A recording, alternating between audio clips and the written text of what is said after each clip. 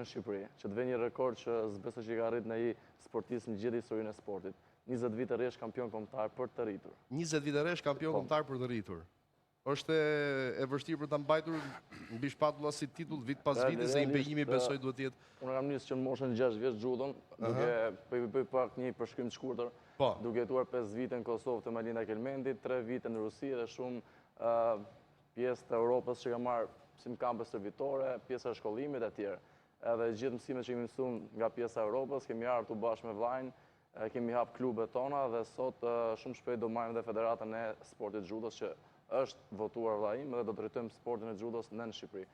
Dhe realisht më vështirë është të mbash titullin se sa ta fitosh një herë.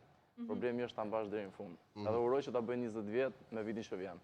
Po në garat ndërkombëtare si kam 135 medalje ndërkombëtare, 8 medalist në Ballkanik, pjesëmarrës në lojrat olimpike në Tokyo 2020, i kualifikuar gati me pikë dhe në Europian, botror, fitore, po thjesht nuk jam futur te zona medalje. Deri te 8, 5 kam shumë. Gjithsesi mjaftueshëm për të dhënë titullin e kampionit. Do të flasim drejt. Mirë, si kundërthamë edhe në nisjet e emisionit, ka disa elementë që kanë bërë, le të themi kështu, lajm në këtë javë ta Biznes Superiore. Vijon që të konfirmoj formën jo dhe aq të mirë skuadra e Dinamos, Vllaznia ndërkohë ka rënë duke mos arritur që të thellojë edhe më tej ndeshjet pa humbje si në shtëpi ashtu edhe jashtë, rikthehet Partizani me 2 fitore të njëpasnjëshme, duke rrezikuar seriozisht skuadrën e Dinamos për vendin e 4 me pikë të barabarta. Golabarazhi avantazhon kryeqytetasit e Dinamos me pak gola diferencë. Ndërkohë nga ana tjetër e nisi mirë 2026-ën skuadra e Tiranës, por që sot ka arritur që të pësojë disfatën e dytë radhazi pas asaj kundër Partizanit. Profesor, një javë ndryshe nga të tjerat, apo janë ashtu si kundër mundet dhe të parashikoj, po themi rezultatet?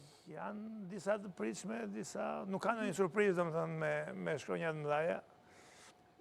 Vllaznia mbas kur e ke radhën për ta humbur ndodh ndonjëherë. Plus Byllisi, duke pasur parasysh dhe ndryshimet i ka bërë, ishte mjaft kompakt. Partizani nga ana fizike po ngrihet, plus edhe besimin që kanë dhënë fitimi pikëve në ndeshjeve të fundit, është bërë një ekip kompakt. Fatkeqësisht flamurtari vazhdon të ketë probleme. E njëjta gjë po ashtu edhe me Tiranën. Për tu u mbështet trajneri i Teutës, erdhën 2 fitore, kështu që proceset duhet parë në varësi të funksionimit të një ekipi në global. Se ndonjëherë bazohen qoftë presidentët, qoftë edhe shtypi vetëm tek rezultatet, po kur shikon bëhet një analizë pak më e thellë ke mënyra e krijimit të lojës, çfarë krijon një ekip, qoftë një ekip në shumicën e ndeshjeve ka zotërimin e ndeshjes, krijon më tepër raste se i bën kundërshtari, por nuk arrin të finalizojë dhe ka fatin e keq kundërshtari. Por prandaj duhet bërë një analizë çik më e thellë, duke pasur dhe durim me proceset kur klubi e shikon që ka një trajnerin e dur. Patjetër.